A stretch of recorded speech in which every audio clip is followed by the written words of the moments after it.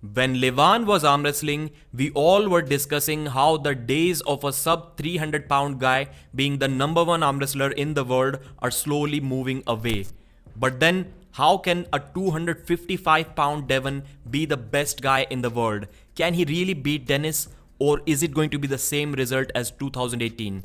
Hello and welcome everyone, I'm Pradeep from Arm Wrestling News. Today we are going to discuss a brief summary of the Irakli and Rustam interview with Engin Terzi. Then after that, Devon getting on a pancake diet once again. What does that mean? Gennady Kvikvinia is back.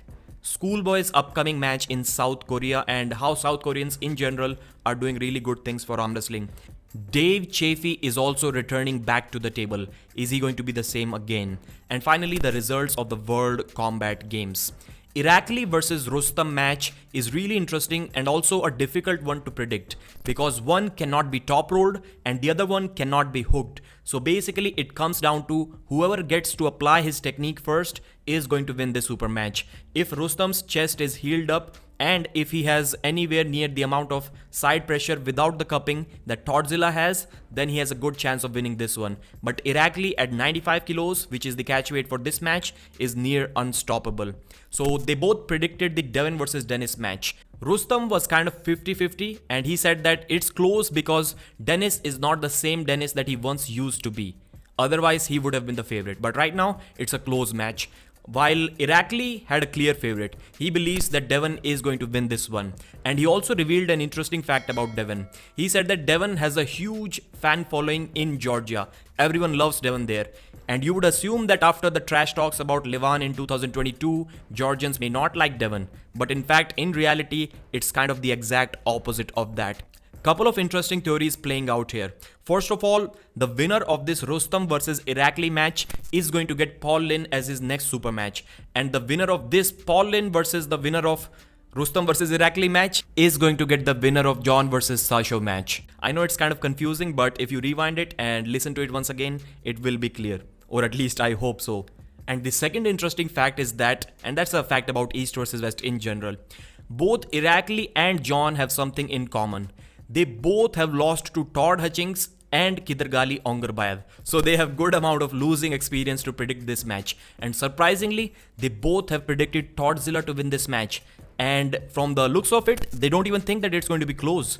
They have Thotzilla as a clear favorite. So are the tables turning right now? Is Thotzilla the actual favorite to be the 105 kg world champion? Because if that is, then it is going to be really, really awesome.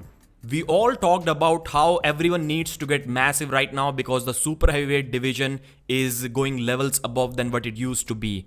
So how can Devon at 255 pounds, which was his weight in one of the recent videos, while wearing clothes, his morning body weight was only 251 pounds. So how can Devon be number one in the world again at this very low body weight?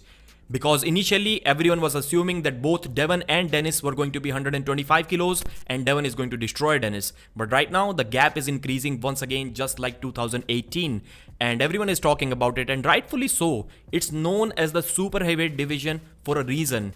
Like how can you be 250 pounds and be the champion? Can Devon do it? It may not be as easy. And Devon uploaded this photo on his social media. Coming right at you 2 weeks, 2 days out. It was uploaded a couple of days ago, so less than 14 days remaining. He's indicating that he's getting on a pancake diet for this match. So does this mean PEDs or does this mean just some high calorie dense food to increase weight?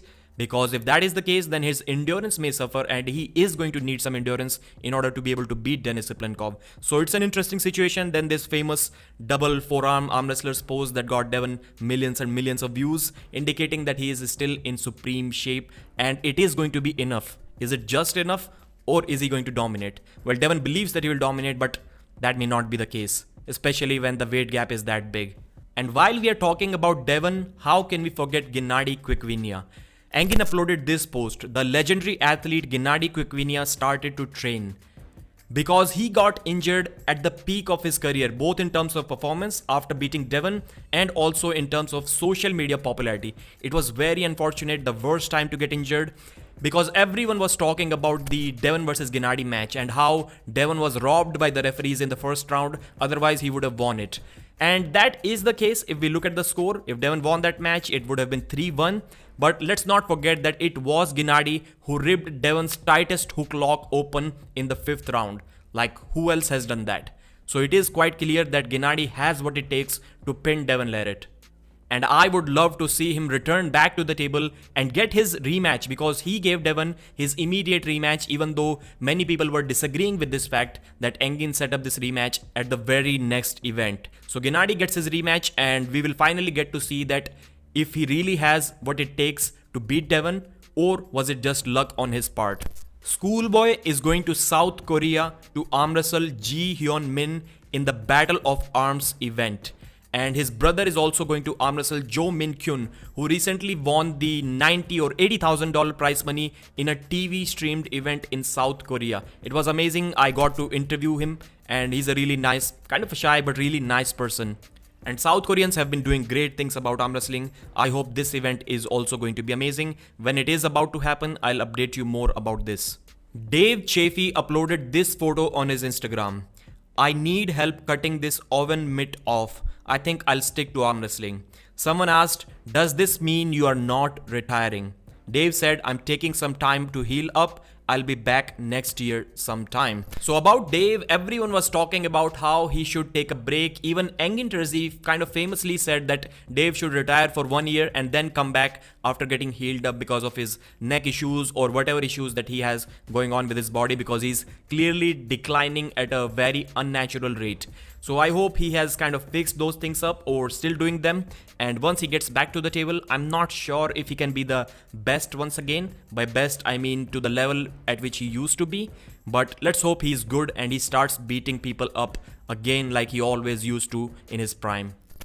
The World Combat Games in Riyadh have finished, and I'll be uploading the results of them in the community tab, because if I discuss all of the matches here, it will be a long video. So I hope you guys liked it. Please check out the community tab, and there you'll find all of the results.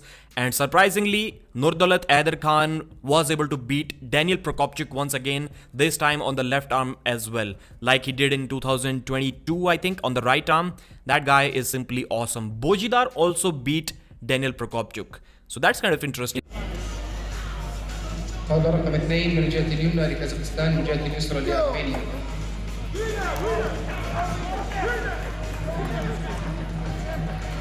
In the super match world, he was looking unbeatable, but apparently not so much on the left arm and also on the right arm in the tournament format. Thanks for watching. Like the video and subscribe. من دولة أوكرانيا اللي هي طاولة رقم 2.